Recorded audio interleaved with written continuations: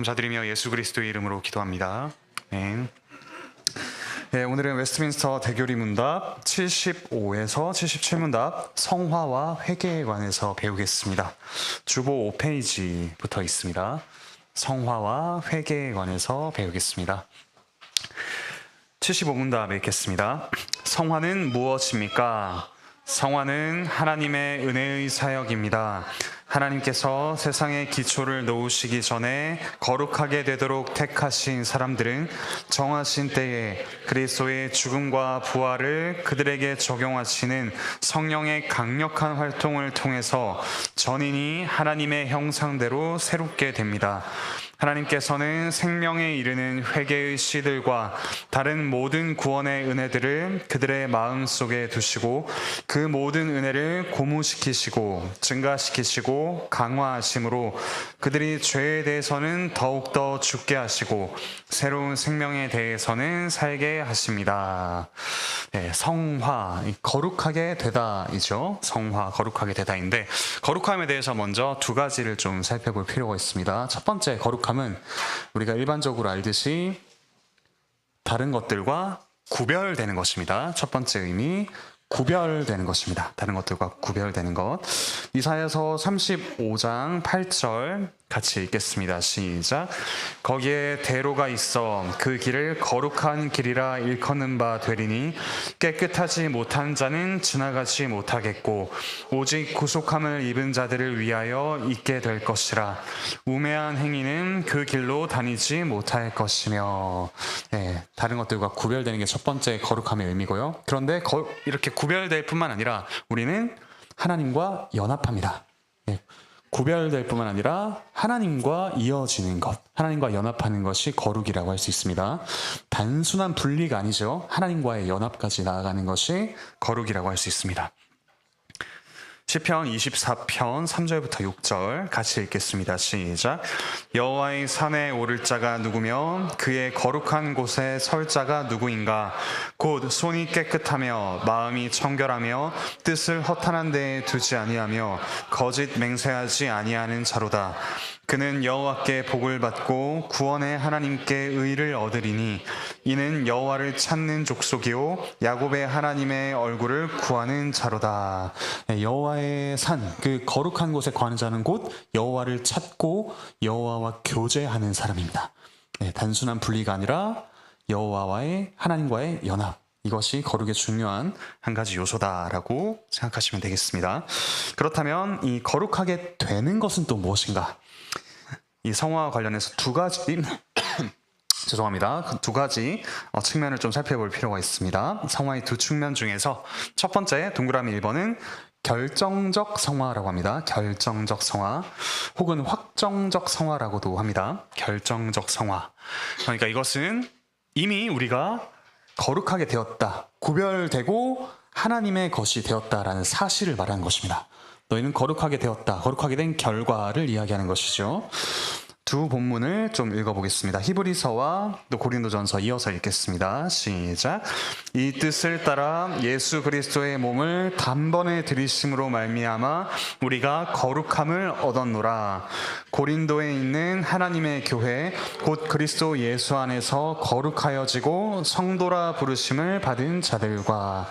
그리스도께서 자기를 들이심으로 단번에 들이심으로 우리가 거룩함을 입었다고 하죠.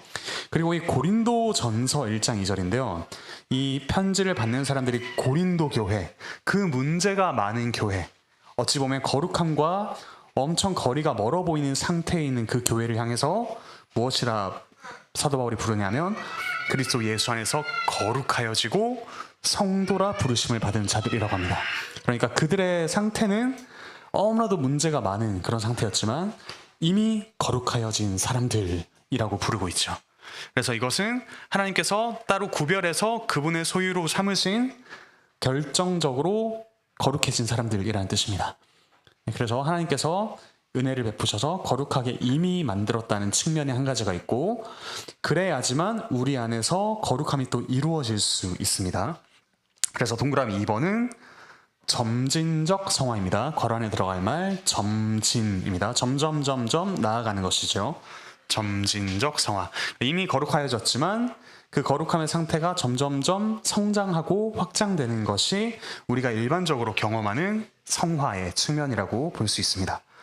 그래서 베드로전서 1장 15절 같이 읽겠습니다. 시작. 오직 너희를 부르신 거룩한 이처럼 너희도 모든 행실에 거룩한 자가 되라. 앞에서는 너희는 거룩한 자다 라고 했는데 또 거룩한 자가 되라 라고 명령하고 또 그 과정을 이야기하죠.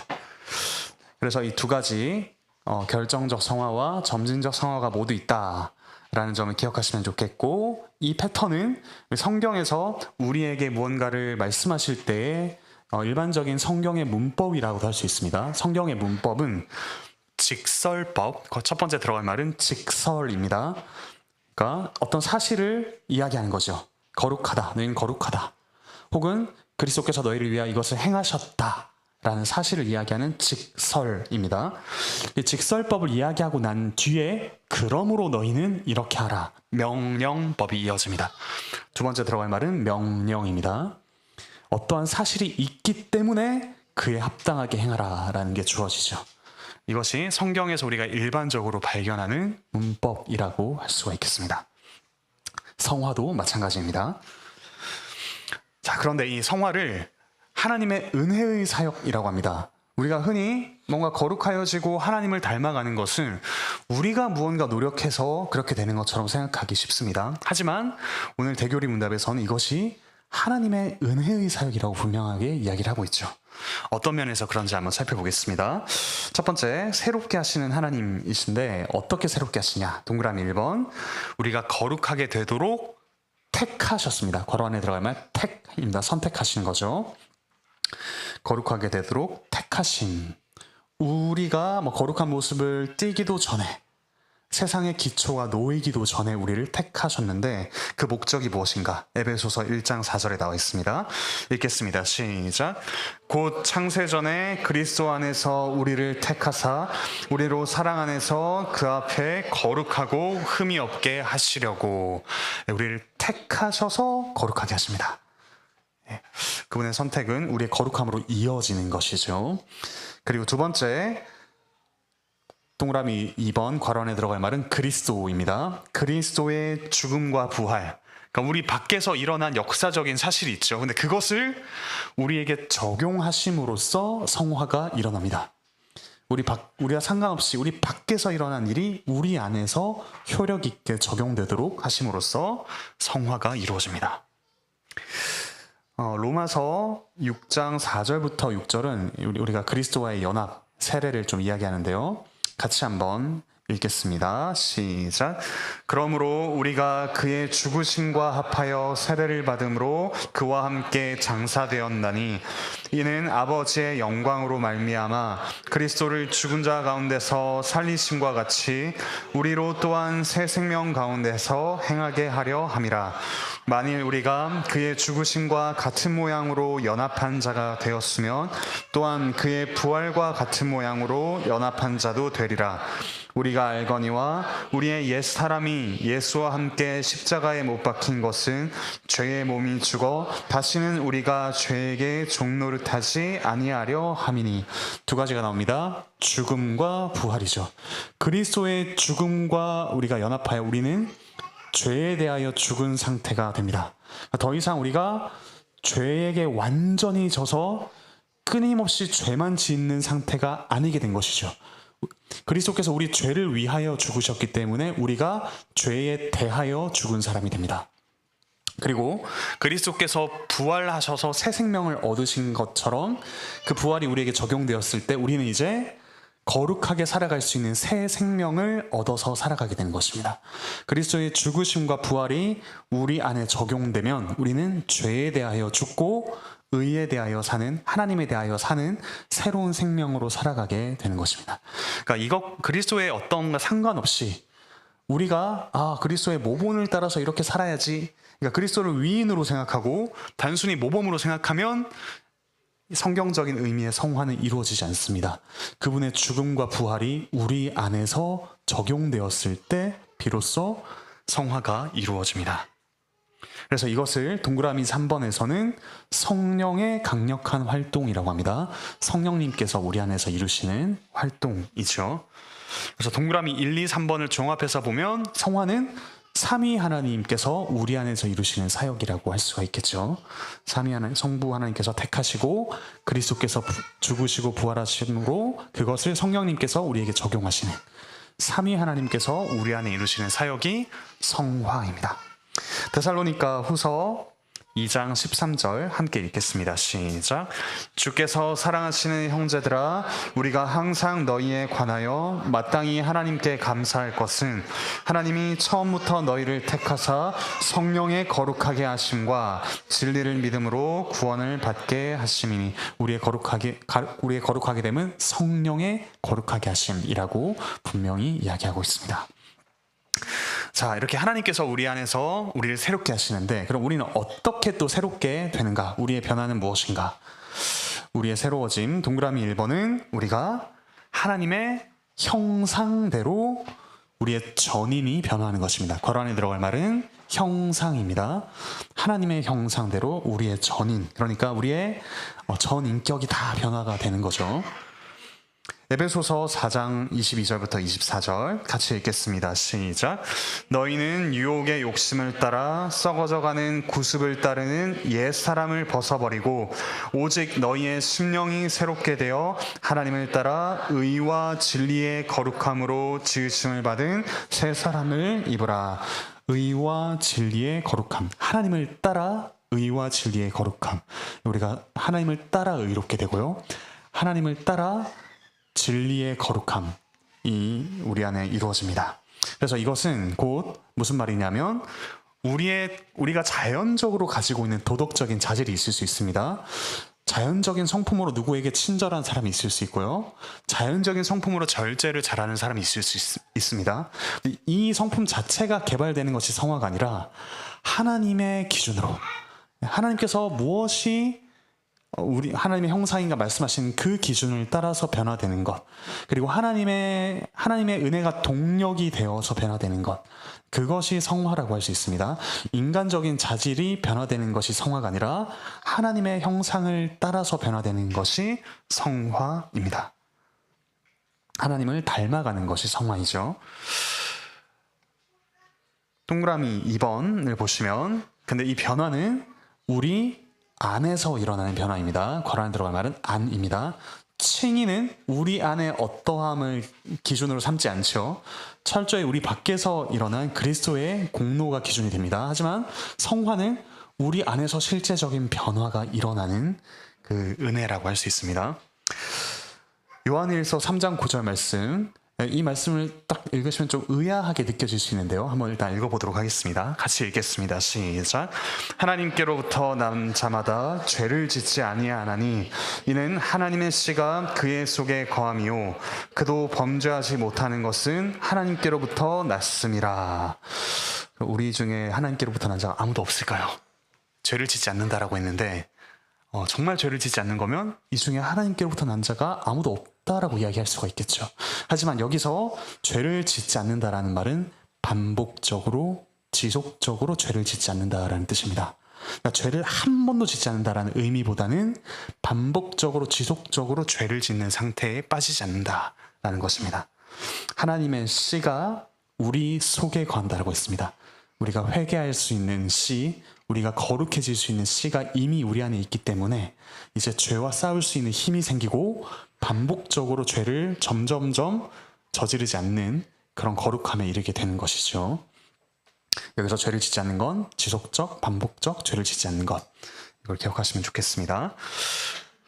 그리고 어떤 방식으로 우리가 새로워지는가, 아까도 말씀드렸지만 동그라미 3번에 괄호 안에 은혜입니다. 은혜의 고무가 높아지고 증가, 강화. 그러니까 우리가 어떤 인간적인 방법으로 뭔가 더 절제하고 뭔가 더 행하고 하는 것 이전에 우리 안에 주어진 은혜가 고무되고 증가되고 강화되는 것이 성화의 비결이라고 할 수 있습니다. 그래서 에베소서 3장 16절부터 19절은 우리가 어떻게 거룩하여지는가 이 과정을 쭉 이렇게 노래하고 있습니다. 같이 읽겠습니다. 시작. 그의 영광의 풍성함을 따라 그의 성령으로 말미암아 너희 속사람을 능력으로 강건하게 하시오며 믿음으로 말미암아 그리스도께서 너희 마음에 계시게 하시옵고 너희가 사랑 가운데서 뿌리가 박히고 터가 굳어져서 능히 모든 성도와 함께 지식에 넘치는 그리스도의 사랑을 알고 그 너비와 길이와 높이와 깊이가 어떠함을 깨달아 하나님의 모든 충만하신 것으로 너희에게 충만하게 하시기를 구하노라. 우리 안에 그리스도께서 계셔서 우리가 그 사랑의 뿌리 내리고 우리가 그 하나님의 은혜를 알므로써 우리는 속사람이 능력으로 강건하게 변합니다. 그러니까 우리가 가진 믿음은 처음 회심할 때 하나님 제가 믿겠습니다 할 때 끝나는 것이 아니라 우리의 거룩해지는 모든 과정에 가장 중요한 동력이 됩니다. 우리는 은혜로 인해서 거룩해진다라고 할 수 있습니다. 더욱더 복음에 깊이 머무는 것, 그것이 성화의 비결입니다. 그리고 밑에 요한복음 17장 말씀은 예수님께서 소위 대제사장의 기도라고 하는 그 기도를 드리시는 내용인데요. 같이 17절 19절 읽겠습니다. 시작. 그들을 진리로 거룩하게 하옵소서. 아버지의 말씀은 진리니이다. 또 그들을 위하여 내가 나를 거룩하게 하오니 이는 그들도 진리로 거룩함을 얻게 하려 함이니이다. 네, 예수님께서 구하시는 것은 제자들이 거룩해지는 것인데 어떻게 거룩해지냐면 진리로 거룩해진다라고 합니다. 진리는 곧 아버지의 말씀이라고 하죠. 아버지께서 자기를 계시하시고 특히 그리스도 안에서 자기를 계시하신 이 말씀, 복음의 진리가 우리를 거룩하게 합니다. 그리고 그런 우리를 위하여 그리스도께서 내가 나를 거룩하게 하오니라고 하시죠. 이 말은 곧 이 복음 진리의 가장 정수라고 할 수 있는 그리스도, 그분과 연합하는 것, 그분의 은혜 안에 머무는 것이 성화의 진정한 비결이라는 뜻이기도 합니다. 그러니까 그리스도 없는 성화는 없습니다. 그리스도 없는 칭의가 없듯이 그리스도 없는 성화는 없습니다. 그리스도를 단순히 모범으로 삼는 것은 성화가 아니라고 할 수 있죠. 오히려 자기 의를 강화하는 그런 모습일 수도 있습니다. 예, 그리고 어떤 방식으로 우리가 거룩해지는가? 동그라미 4번. 첫 번째 괄호는 죄입니다. 죄. 우리는 죄에 대해서 죽고 그 다음 새로운 생명에 대해서 삽니다. 죄에 대해서 죽고 새로운 생명에 대해서 살아가는데요. 네. 골로새서 3장 말씀이 이걸 잘 담고 있는데 네. 제가 다 읽기는 조금 그래서 꼭 한번 집에서 읽어보시기 바랍니다. 그 다음 방과로 3번을 보시면 그렇다면 이 하나님의 은혜로 우리가 거룩해지기도 하고 또 한편으로 우리 안에서 우리가 실제로 변화됨을 경험하게 되는데 그렇다면 성화에 있어서 하나님과 우리는 각각 몇 프로의 역할을 하는가? 이런 질문이 제기될 수 있습니다. 50대 50일까요? 하나님 50%, 나 50% 하면은 뭔가 성화가 이루어지는가? 네. 이건 소위 신인 협력설이라고 해서 하나님과 내가 협력해야지만, 그러니까 50대 50에 혹은 비율은 조금 다르더라도 적당한 서로의 어떤 지분이 있어야지만 거룩해진다 라고 생각하는 것은 신인 협력설이고요. 그 다음에 전혀 내가 뭐 거룩하게 될 노력을 할 필요가 없다. 이건 율법 폐기론입니다. 내가 거룩해질 노력을 아무것도 할 필요가 없다. 하나님 100% 나 0%. 이것도 우리가 올바른 성화에 대한 관점이 아니라고 할 수 있습니다. 답은 무엇인가 하면 하나님 100%, 우리도 100%입니다. 그러니까 하나님께서 은혜로 우리에게 성화의 은혜를 베푸시고요. 근데 그 성화의 은혜는 통상적인 방법, 우리가 하나님의 복음을 듣고 그분께 기도하며 은혜의 방편을 따르는 것, 거룩해지는 것, 그것을 전혀 무시하지 않으십니다. 하나님 100%, 또 우리 100%. 신기한 어떤 계산법이긴 하지만 하나님 100%, 우리 100%라고 할 수가 있습니다. 그래서 이 내용을 아까 우리가 처음 읽었던 빌립보서 2장 12절 13절이 잘 이렇게 나타내고 있는데요. 빌립보서 2장 12절 하반절부터 13절 같이 읽겠습니다. 시작. 항상 복종하여 두렵고 떨림으로 너희 구원을 이루라. 너희 안에서 행하시는 이는 하나님이시니 자기의 기쁘신 뜻을 위하여 너희에게 소원을 두고 행하게 하시나니. 12절에서는 너희 구원을 이루라 라고 해서 마치 우리가 다 해야 되는 것처럼 이야기하죠. 하지만 13절에서는 너희 안에서 행하시는 이는 하나님이시라고 합니다.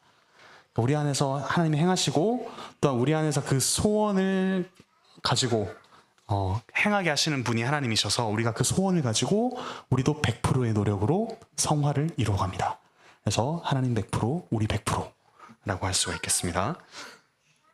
자, 그리고 75문답에 생명에 이르는 회개의 씨앗이 우리에게 주어진다라고 했는데요. 그래서 76문답은 그 생명에 이르는 회개란 또 무엇인가 를 다루고 있습니다. 문답 읽겠습니다. 생명에 이르는 회개는 무엇입니까? 생명에 이르는 회개는 하나님의 성령과 말씀으로 죄인의 마음속에 역사하는 구원의 은혜입니다. 이로써 죄인은 자기 죄의 위험과 추함과 가증함을 보고 느끼게 되고 그리스도 안에서 통회하는 자에게 베푸시는 하나님의 자비를 깨달아 참회하게 됩니다. 그리하여 자기 죄를 슬퍼하고 미워하여 그 모든 죄로부터 하나님께로 돌이키며 새로운 순종의 모든 길에서 부단히 하나님과 동행할 것을 결심하고 노력하는 것입니다. 네, 생명에 이르는 회개, 이 표현이 사도행전 11장 18절에서 좀 나온 것이라고 볼 수 있는데요.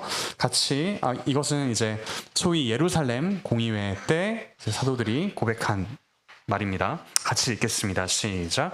그들이 이 말을 듣고 잠잠하여 하나님께 영광을 돌려 이르되 그러면 하나님께서 이방인에게도 생명 얻는 회개를 주셨도다 하니라. 네, 생명 얻는 회개. 이 말은 곧 생명과 관련 없는 회개도 있을 수 있다라는 것이죠. 대표적인 예가 무엇이 있을까요? 가룟 유다의 후회라고 할 수가 있겠습니다. 예수님을 은 30에 팔고서 가룟 유다 분명히 뉘우치고 또 후회했습니다. 하지만 그 결과는 무엇이죠? 자기의 죽음으로 끝났습니다. 그러니까 이 생명 얻는 회개가 있다면 이 생명에 이르지 못하는 회개도 있다라는 걸 좀 생각하고서 보도록 하겠습니다. 자, 이 회개 역시 1번의 구원의 은혜라고 하십니다. 회개도 우리가 하는 것 아닌가? 우리가 죄를 뉘우치고 우리가 죄를 구체적으로 고백하는 것이 회개가 아닌가? 라고 생각할 수 있지만 이 역시 구원의 은혜입니다. 성령과 말씀으로 베푸시는 은혜인데요. 첫 번째, 성령으로 베푸십니다. 스가랴 12장 10절 같이 읽겠습니다. 시작. 내가 다윗의 집과 예루살렘 주민에게 은총과 간구하는 심령을 부어주리니 그들이 그 찌른 바 그를 바라보고 그를 위하여 애통하기를 독자를 위하여 애통하듯 하며 그를 위하여 통곡하기를 장자를 위하여 통곡하듯 하리로다. 네, 우리가 회개할 때, 그 그리스도의 십자가를 보고 회개할 때 은총과 간구하는 심령이 있어야지만 회개를 할 수가 있습니다. 성령님께서 우리에게 회개하도록 우리의 마음을 바꾸어 주셔야지만 우리가 회개를 할 수 있습니다. 성령의 역사가 회개이고요. 그리고 성령님께서는 항상 말씀을 가지고 역사하십니다. 두 번째, 말씀으로 이 회개케 하시는데요. 사도행전 2장 37절, 이 베드로의 설교를 듣고 난 후에 예루살렘에 모였던 사람들의 반응입니다. 같이 읽겠습니다. 시작. 그들이 이 말을 듣고 마음에 찔려 베드로와 다른 사도들에게 물어 이르되 형제들아 우리가 어찌할꼬 하거늘. 이 말을 듣고, 즉 말씀을 듣고서 회개하는 마음이 생기죠. 우리의 양심이 너무 팔딱팔딱 살아있어서 내가 모든 죄를 다 파악하고 하는 것이 아니라 말씀이 우리 안에 들렸을 때 성령님께서 우리의 마음을 바꾸어 주시고 우리 죄를 깨닫게 하십니다. 성령과 말씀으로 우리에게 회개가 일어난다라는 것 기억하시면 좋겠고요. 두 번째, 그런데 이 회개는 죄인의 마음속에 역사하는 은혜입니다. 죄인의 마음을 바꾸시는 거죠. 그래서 디모데후서 2장 25절부터 26절 같이 읽겠습니다. 시작. 거역하는 자를 온유함으로 훈계할지니 혹 하나님이 그들에게 회개함을 주사 진리를 알게 하실까 하며 그들로 깨어 마귀의 올무에서 벗어나 하나님께 사로잡힌 바 되어 그 뜻을 따르게 하실까 함이라. 거역하는 자를 훈계했을 때 하나님께서 회개함을 주신다라고 하죠. 그러니까 이 죄인에게 하나님께서 주시는 은혜가 바로 회개입니다. 자, 그러면 이 회개는 또 어떤 것인가? 간단히 말해서 방향을 바꾸는 것이라고 할 수 있습니다. 방향의 전환이죠. 그러니까 무엇으로부터 돌이켜 다른 어떤 대상을 향하여 서는 것, 그렇게 걸어가는 것, 살아가는 것이 회개입니다. 방향의 전환입니다. 그러니까 간단하게 말씀드리면 죄를 향해 이렇게 걷고 있던 제가 뒤돌아가 하면 이렇게 확 돌아서 가듯이 완전히 고개를 돌려서 방향을 돌려서 다른 방향으로 걸어가는 것, 하나님을 향하여 가는 것이 회개라고 할 수가 있죠. 이 회개할 때 어떤 일이 일어나느냐? 첫 번째, 감각이 변합니다. 무언가를 인지할 때 우리가 새로운 것을 알 수 있게 되는 거죠. 뭔가를 새롭게 알게 되는 것, 감각의 변화라고 할 수 있는데요. 첫 번째, 죄의 위험을 알게 됩니다. 괄호 들어갈 말 위험입니다. 죄가 얼마나 위험한 것인가. 근데 그 위험뿐만 아니라 우리가 이 봤던 번역본에는 죄의 위험과라고 되어 있지만 영어로 not only 위험, but also 뒤에 이렇게 나와 있습니다. 그러니까 위험뿐만 아니라 사실 조금 더 강조하고 싶은 건 추함과 가증함입니다. 뒤에 거론에 들어갈 말 추함. 더 이상 아름다워 보이지 않는 것이죠. 추함. 그리고 가증함. 사랑스러워 보이지 않습니다. 추함과 가증함을 알게 되고 보게 되는 것입니다. 우리의 감각이 변합니다. 그래서 이사야 6장 5절은 하나님의 거룩하심을 마주한 이사야의 반응이 나와 있고요. 그 뒤로 로마서 6장 23절 상반절은 이렇게 이야기합니다. 죄의 삭은 사망이요. 죄가 얼마나 위험한 것인가. 죄가 어떤 이 깊은 지독한 결과를 낳는가. 이런 사망이라는 결과를 낳는구나 라고 깨닫게 되는 것이 이 회개할 때 일어나는 중요한 특징입니다. 그리고 뒤에 이사야 30장 22절 같이 읽겠습니다. 시작. 또 너희가 너희 조각한 우상에 입힌 은과 부어 만든 우상에 올린 금을 더럽게 하여 불결한 물건을 던짐같이 던지며 이르기를 나가라 하리라. 우리가 죄를 지을 때, 여러분 죄를 지을 때 한번 떠올려 보실까요? 고통스러운 기억이지만 근데 그 죄가 정말 싫은데도 짓는 사람은 잘 없습니다. 보통 그 죄를 지을 때 그것이 나에게 어떠한 유익을 주고 어떠한 쾌락을 주기 때문에 죄를 짓습니다. 말로는, 머리로는 거부하지만 우리의 감각은 그것이 기쁨을 주고 쾌락을 주는 것이라고 여깁니다. 하지만 우리가 이렇게 회개할 때 그것이 추하게 보이기 시작합니다. 아름다워 보이지 않고 추해 보입니다. 그것이 회개할 때 일어나는 중요한 특징 중 하나입니다. 그리고 다음 말씀 에스겔 36장 31절인데요. 같이 읽겠습니다. 시작. 그때 너희가 너희 악한 길과 너희 좋지 못한 행위를 기억하고 너희 모든 죄악과 가증한 일로 말미암아 스스로 밉게 보리라. 죄가 가증해 보이기 시작합니다. 이전엔 사랑스러워 보였다면 그것이 정말 두고두고 했으면 좋겠다라고 내심 바라는 대상이었다면 이제 그것이 싫어지고 가증해 보이기 시작하는 것입니다. 우리의 감각이 변화하는 것이죠. 그리고 이렇게 부정적인 측면에서의 감각의 변화뿐만 아니라 우리는 동그라미 2번에 하나님의 자비를 깨닫기도 합니다.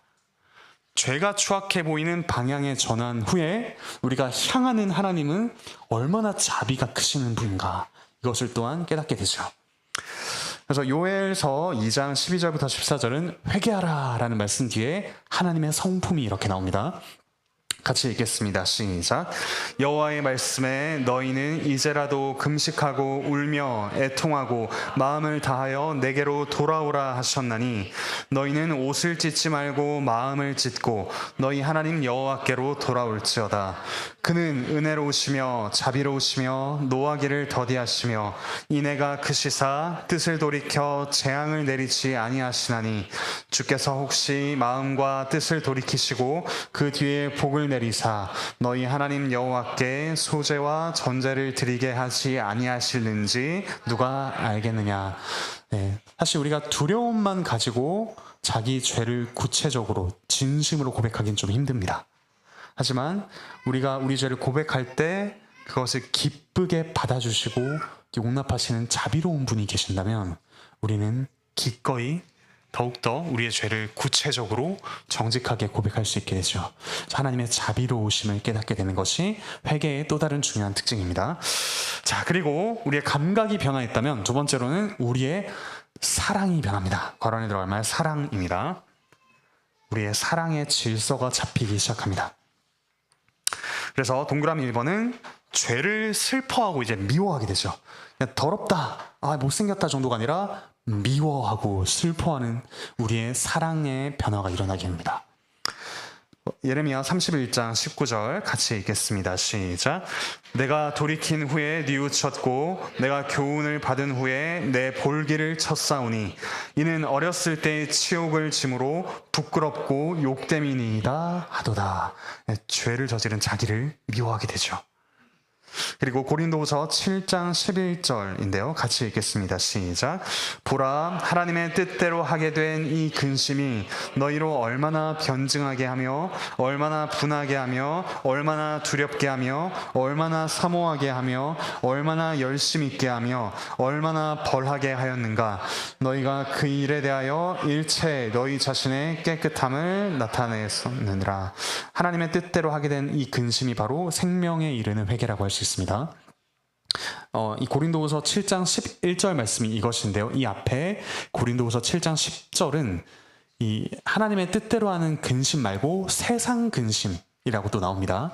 그것이 바로 이 생명에 이르는 회개가 아니라 단순한 뉘우침 혹은 이 세상에서 벌어진 어떤 일에 대한 후회, 이런 것들이라고 할 수가 있겠죠. 하지만 진정한 회개가 일어날 때는 우리가 그에 대해서 분노하고 또 다른 것에 열심을 내게 되는 그런 모습을 볼 수 있습니다. 죄를 슬퍼하고 미워하는 것이 우리 사랑의 변화의 첫 번째였고요. 두 번째, 우리가 하나님께로 돌이키게 되죠. 하나님께로 돌아갑니다.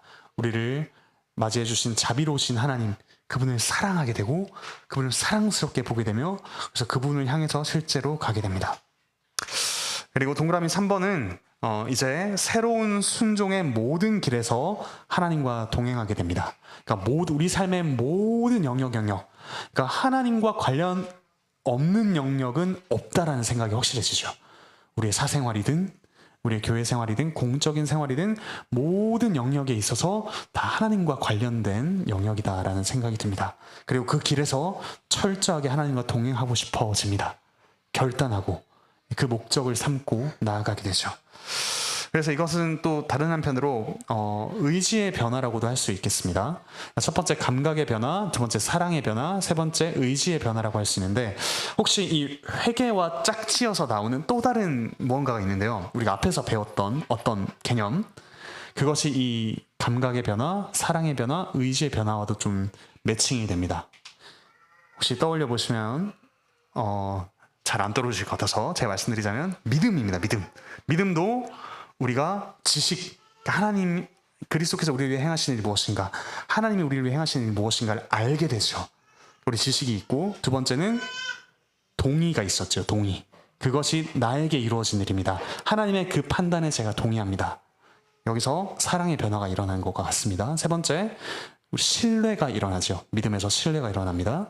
여기서도 마찬가지로 회개할 때 이제 모든 길에서 순종하고 싶은 의지의 변화가 일어나게 되죠. 그러니까 이 믿음과 회개는 항상 짝지어서 나오고요. 항상 이런 측면들을 항상 가지고 있다는 점 좀 기억하시면 좋겠습니다. 히브리서 12장 1절부터 4절 같이 읽겠습니다. 시작.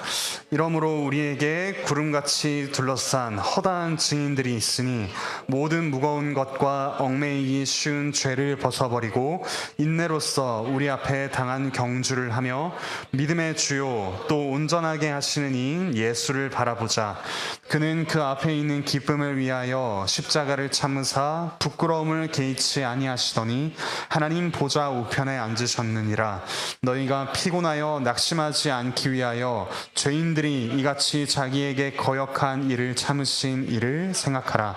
너희가 죄와 싸우되 아직 피 흘리기까지는 대항하지 아니하고.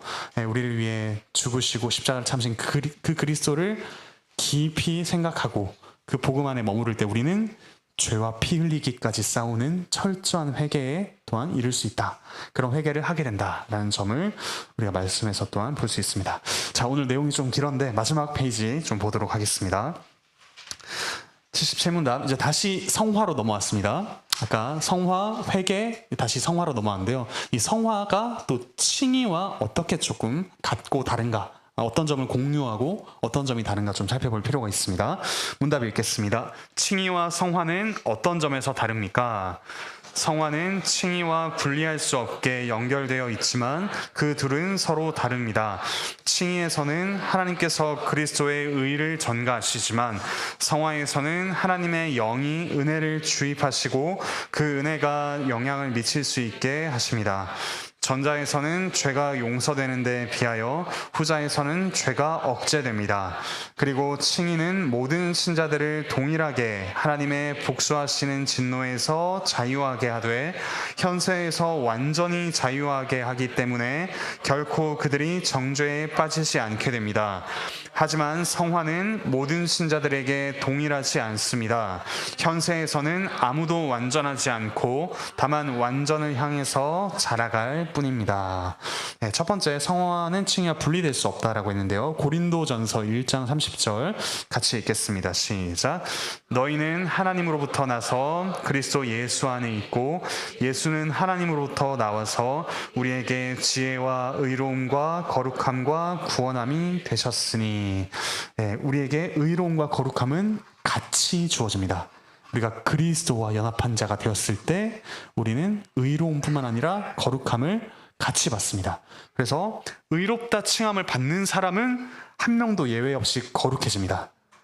그리고 성경에서 말하는 성화, 거룩하게 됨을 경험하는 사람은 한 명도 예외 없이 의롭다 하심을 받은 자들입니다. 그러니까 이 둘은 사실 붙어 있는 것, 뗄 수 없는 것이라고 할 수 있죠. 디도서 2장 14절은 이 칭의를 받은 사람이 또한 거룩하게 살아감을 이렇게 이야기합니다. 제가 읽겠습니다. 그가 우리를 대신하여 자신을 주심은 모든 불법에서 우리를 속량하시고 우리를 깨끗하게 하사 선한 일을 열심히 하는 자기 백성이 되게 하려 하심이라. 우리를 불법에서 속량하신 의롭다고 하신 분이 우리가 선한 일을 열심히 하는 백성이 되도록 빚으십니다. 자, 그래서 위에 문답을 이렇게 조금 정리를 해볼 수 있겠습니다. 이 표로. 칭의는 법적인 선고이죠. 법적으로 더 이상 죄가 없다라는 선고였다면 성화는 우리가 영적으로 변화하는 것입니다. 칭의가 밖에서 이루어진 판결이었다면, 우리와 상관없이 이루어진 판결이었다면 성화는 우리 안에서 실제적으로 일어나는 변화입니다. 그리고 칭의는 우리 밖에서 이루신 그리스도의 의가 우리의 것인 것처럼 전가가 된다면 성화에서는 성령님께서 우리 안에서 그 은혜가 꽃 피울 수 있게 은혜를 우리 안에 넣어주신다라는 거죠. 그리고 칭의는 우리의 죄를 용서하셨다라는 완전한 선언이라면 성화는 그 용서받은 자답게 죄를 억제해 나가는 과정이라고 할 수 있습니다. 그리고 칭의는 모든 신자에게 동일하죠. 이 중에서 더 칭의를 많이 받은 사람, 더 칭의의 은혜를 적게 받은 사람은 없습니다. 모두가 똑같이 완전하게 죄 없다 하심, 의롭다 하심을 받았습니다. 칭의는 동일하고 차별이 없죠. 하지만 성화에 있어서는 우리 안에서 주어진 그 은혜가 얼마나 꽃 피우느냐에 따라서 신자마다 다릅니다. 그리고 아무도 완전한 성화를 이 땅에서 이루지 못합니다. 성장해 간다라고 이렇게 이야기를 하죠. 우리 모두는 성장해 가는 사람입니다. 그러니까 어느 시점 되어서 이만하면 나는 충분히 거룩해졌다 라고 할 만한 사람은 아무도 없다는 겁니다. 그리고 우리 중에서 가장 거룩한 사람 한번 떠올려 보실까요? 그분도 완전하지 못하다. 그분을 목표로 삼으면 안 됩니다. 그리스도를 목표로 삼으셔야 됩니다. 우리 안에서 행하시는 그리스도. 자, 근데 이제 마지막으로 에베소서 4장 11절부터 16절은 우리가 성장해 나가는 것을 다른 차원에서 또 이야기하기도 합니다. 마지막으로 에베소서 4장 11절 16절 같이 읽어보겠습니다. 에베소서 4장 11절부터 16절.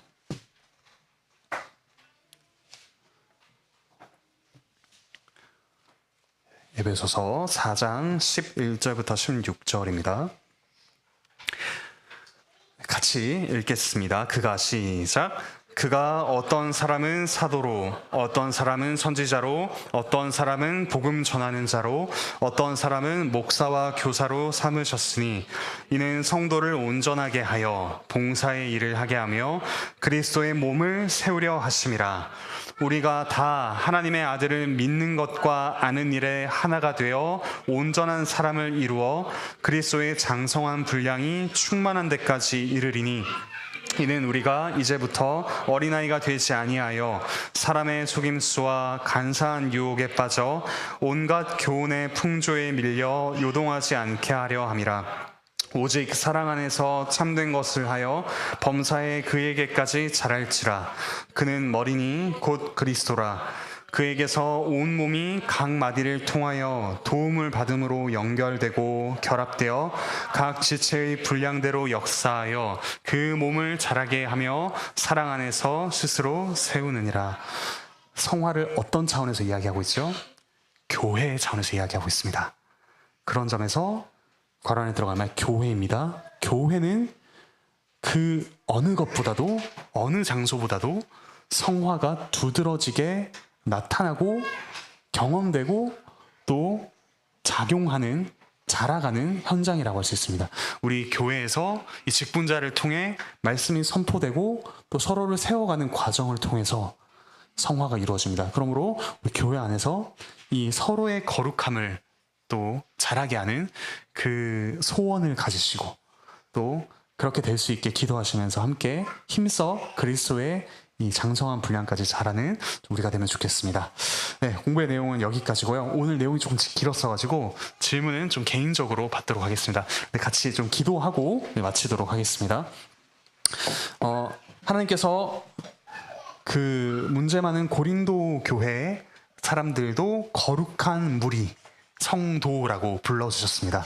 하물며 우리 자신이 아는 가장 추악한 죄인인 우리도 하나님께서 그 성도의 일부가 되게 하십니다. 그래서 이 결정적인 성화, 우리가 이미 하나님께 구별되어 연합된 자가 되었다는 사실에 감사하시면 좋겠고요. 그리고 우리가 그 복음에 깊이 머무르면서 하나님의 형상을 우리 안에 맺어가는 그 놀라운 특권을 우리가 받았습니다. 우리가 우리 자신의 자아의 완성이 아니라 하나님의 형상을 우리 안에 빚어가는 놀라운 특권을 받았으니 그 특권으로 알고 감사히 여기며 거룩해져가는 우리가 될 수 있도록, 마지막으로 그것이 우리 교회 안에서 분명하게 이루어질 수 있도록, 그런 우리 관악교회 될 수 있도록 같이 기도하시겠습니다. 하늘에 계신 우리 아버지 하나님, 감사드립니다.